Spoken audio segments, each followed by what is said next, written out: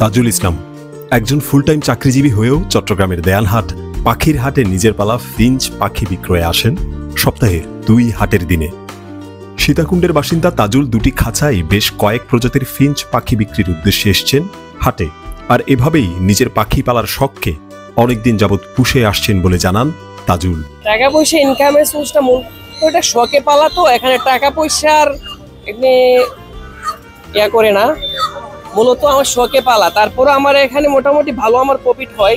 Finch পাখি মূলত Indonesia ও পূর্ব তৈমুরে দেখা যায়, পুয়ের্তো রিকো, পর্তুগাল, ব্রাজিল ও আমেরিকাতেও পরিচিত।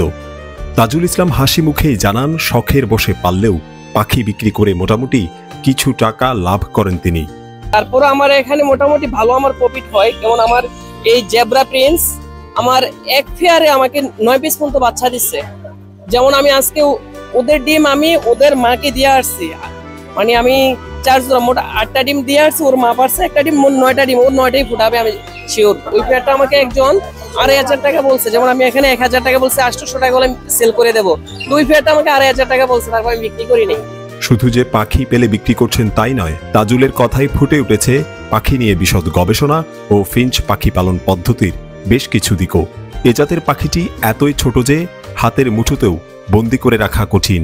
ফিঞ্চ পাখি মূলত শাকসবজি সহ অন্যান্য খাবারও খায় স্বাচ্ছন্দ্যে, ডিমও দেয় প্রতিনিয়ত। ইদানিং সর্বোচ্চ একসাথে 9টি ডিম দিয়েছে বলে জানান তাজুল।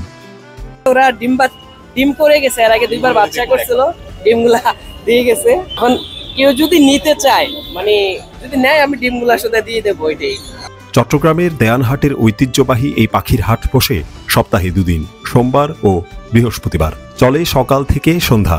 এখানে দেখা মেলে নানা প্রজাতির কবুতর, হাঁস, মুরগি সহ প্রায় সব ধরনের পাখি। পরিশেষে তাজুল ইসলাম জানান, কর্পোরেট চাকরি করলেও পাখি পালা ও হাটে এসে তা বিক্রি করাকে তিনি কোনোভাবেই ছোট কাজ বলে গণ্য করেন না, এবং তার আশা সমাজে এ ধরনের ছোটখাটো কাজের বা ব্যবসার মানসিকতা দিন দিন আরও বাড়বে। CN24 চট্টগ্রাম।